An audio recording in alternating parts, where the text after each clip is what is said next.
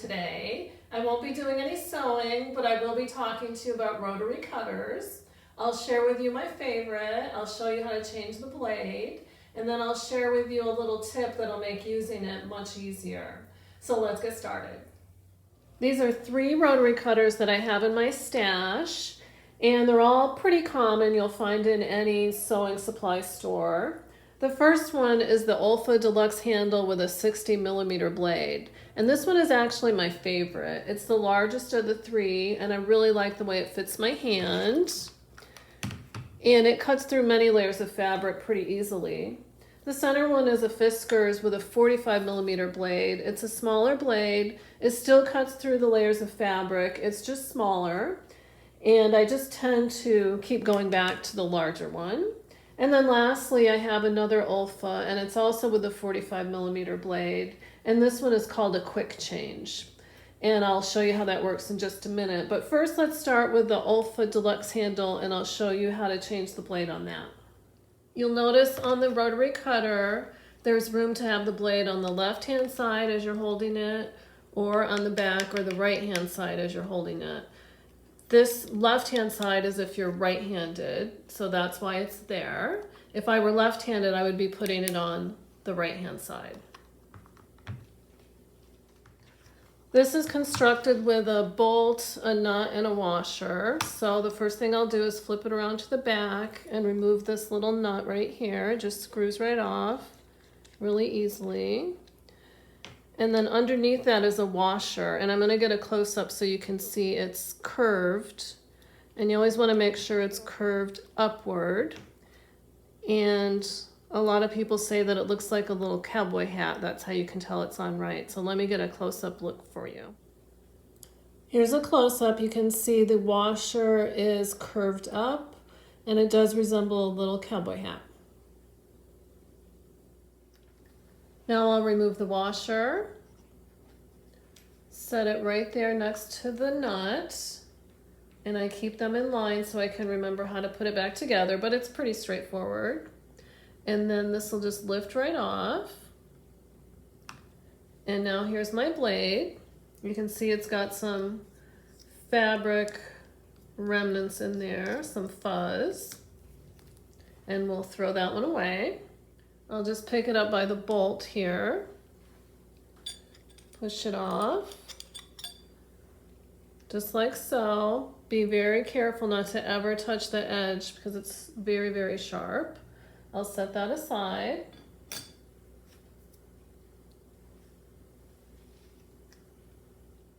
Now I'll clean off my bolt. Just kind of give it a quick wipe down. You can see all the yucky on there. Do the same with the rotary cutter. Ready for my new blade. I usually buy these, I think they come in like packs of 10.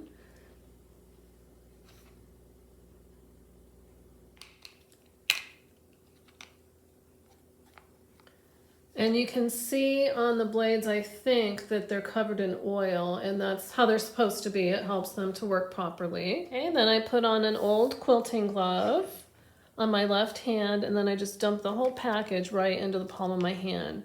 I'm still really, really cognizant of the edge. I don't want to touch the edge. And then I just kind of tease one out. They tend to really stick together.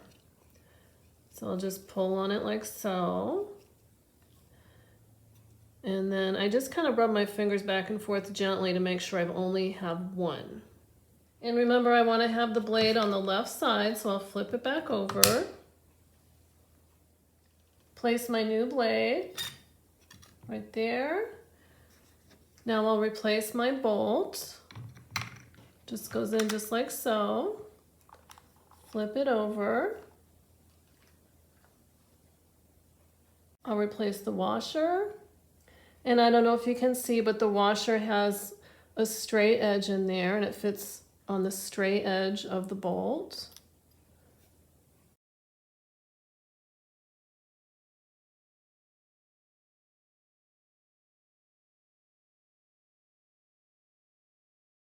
And the question is, how tight do you want to tighten this nut?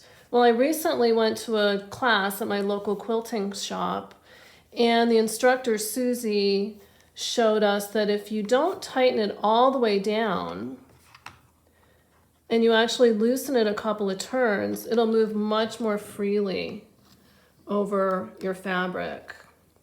So let me just show you. If you tighten it all the way down, it doesn't move very well. So loosen it a few, even a little more. There you go, and it flows beautifully.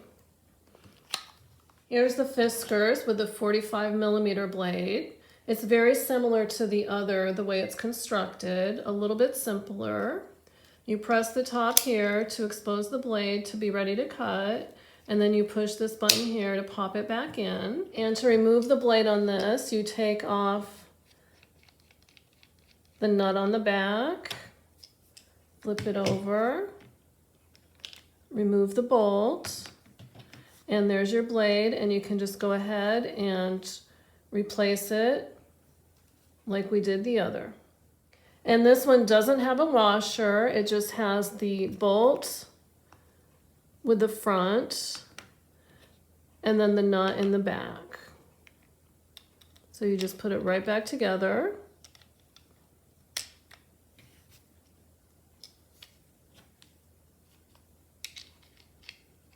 And screw it on. And again, this one is adjustable as well, the tension that you want to put on there. So again, I would test it out.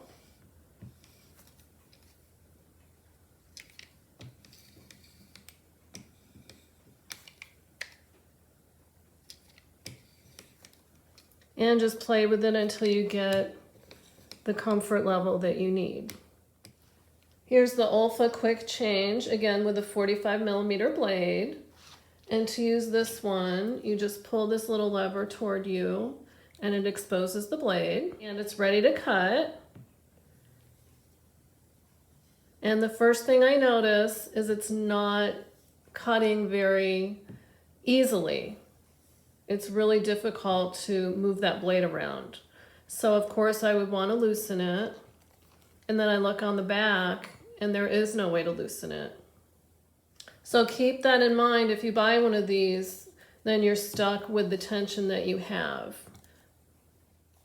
And again, push this lever up to keep the blade closed. And then to change this blade, because it's called a quick change, you can see on the back it says blade change, and all it does, it has an arrow. You just pull it down and it pops right off. So all you would need to do on this one is remove the blade from the bolt, put your new one back on, place that over like so, and then press, and you're ready to go again. So that really is a quick change. And I'll just remind you again, whenever you're done cutting, make sure you go ahead and secure the blade back into its closed position. Open and closed. This one, like so, and then go ahead and lock it. Because the last thing you want to do is reach over for a rotary cutter and it's open and you cut yourself. And when I dispose of my rotary blades, I like to put them back into one of my plastic cases that they came in. I keep one just for my used blades. If you don't have one of those, you can always tape the blade up with a heavy-duty tape. There's duct tape or a strong packaging tape, just to be safe when you toss it in the garbage. And then I always like to keep a nice plastic box, and I just keep all my supplies right there for my rotary cutters. So again, loosen that nut a little bit for ease of cutting. Always keep your blade in the locked position when you're not using it. And of course, keep these rotary cutters well out of the reach of any little ones. Thank you for watching, and I'll see you next time.